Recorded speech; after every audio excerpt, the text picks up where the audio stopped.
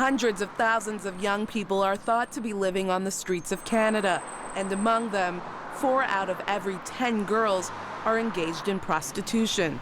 Some forced into it by a pimp or a friend.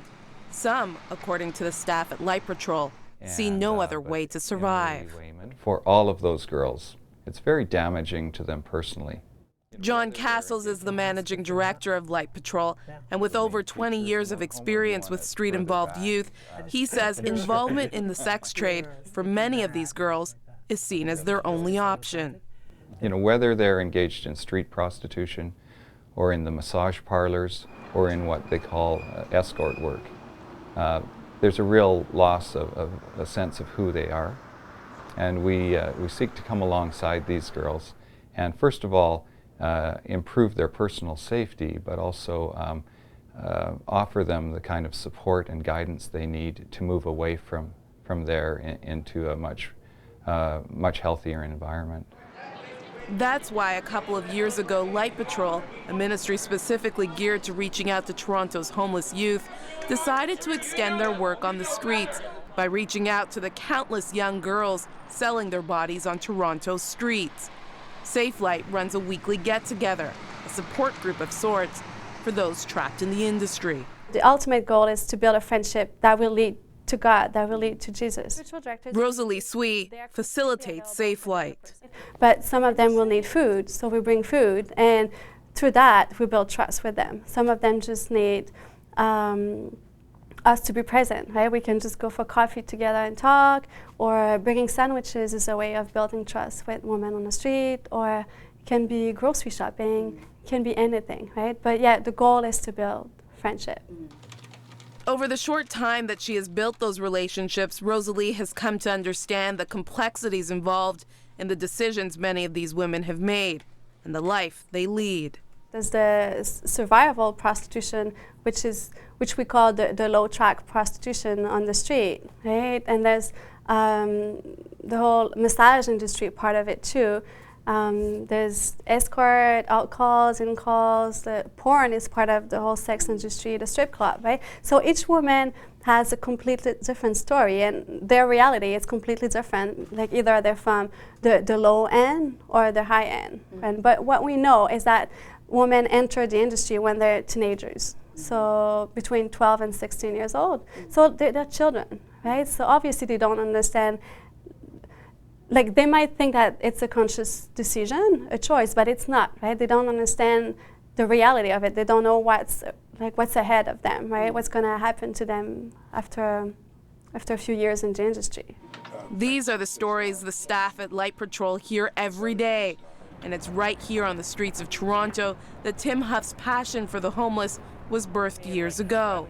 Listening to stories and experiences of people he befriended showed him how complex the issues are and why something like Light Patrol was needed.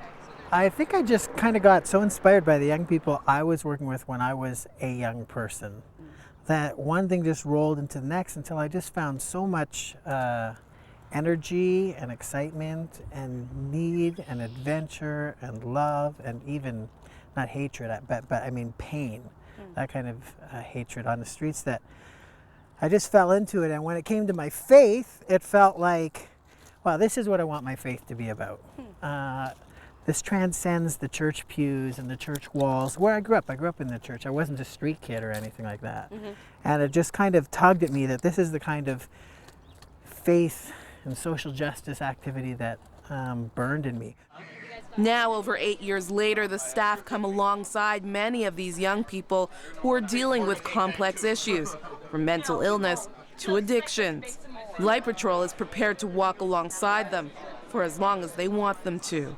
The young people we encounter come to the street often very hurt, traumatized perhaps by terrible things that have gone on in their home lives. And they usually come to the street very much alone.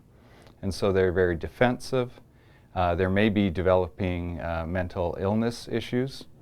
There may be the beginnings of addictions, you know, and so it's very complex. And so we treat people as an individual, and we go very slowly, and we begin to assess what their needs are. And ultimately, our our work does not end with the immediate relief effort. So we seek to figure out a long-term plan for each of the young people that we get to know on the street. And our volunteers are often very much a part of building a community around each young person and following them on the journey to healthy, independent living. They were able to do just that with Kayla. Once a street kid, she was raised by her mother, who was a prostitute and ran her own escort agency. Kayla says certain elements of her childhood were just seen as normal. Yeah, it was about 10 or 11 when all that stuff was going on. And like, I remember like, they'd answer the phone and I'd be able to tell the girls stats. Like, oh, we've got one blonde, she's 38 double D, 5'6", 38 double, like, I knew all of their like information, you know? And it was awkward, but like that's what I knew as normal, you know? And like, I didn't know why people's parents wouldn't let their kids hang around with me, or because like my mom was like obvious in what she did, because she had like the bleach blonde hair, lots of makeup, little clothes, really high shoes, and everyone wondered. They didn't know if she was dancing, if she was working downtown, or what was going on. But just from what they seen and all the traffic in and out the house, their kids were not allowed to hang out with us. So it was really hard too, because we had no friends to go over to their houses and see what like a normal family-oriented life was like. Yeah. So that's just how it was growing up. Like it was like that my whole life. Yeah, it's just because like this is my first time. Forced to grow up very quickly. By the time Kayla was 15, she was living on the streets, immersed in drugs and alcohol. You lose all the basic things that you know in your life that you think are always going to be there, that you take for granted. Like having a bathroom, being able to use a toilet, not using it outside. You know what I mean? Having toilet paper, be able to brush your teeth, brush your hair, be able to put your makeup on, or those are things you don't have when you live on the street. You don't even have a mirror to look at yourself, you know? So you're using public bathrooms to do these kind of things, and it's just not somewhere that you should be when you're a teenager. You should be out hanging out with friends or going to the movies or studying, like not finding out where you're going to sleep tomorrow, or if your clothes get wet because it rains tonight, what are you going to do? We have to leave it there and start all over again, hoping that like the light patrol van or something's going to come out to help you. But Kayla got pregnant and suddenly realized she needed to turn her life around. So come on into the office here. Determined to give her child a better life than the one she'd grown up in. Now back in school and working towards a career, as well as volunteering with Light Patrol, things are looking up. I'm debating between social work or opening my own business, taking business and hotel management. So those are like the two things I want to work on, because I want to stick with something. I don't want to change my career once I get into it. So I'm still debating. I don't want to work on one thing when I'm not sure. So I'm keeping my options open. Kayla's story shows the hope that exists on the streets of Toronto and in the hearts of many of the street-involved youth.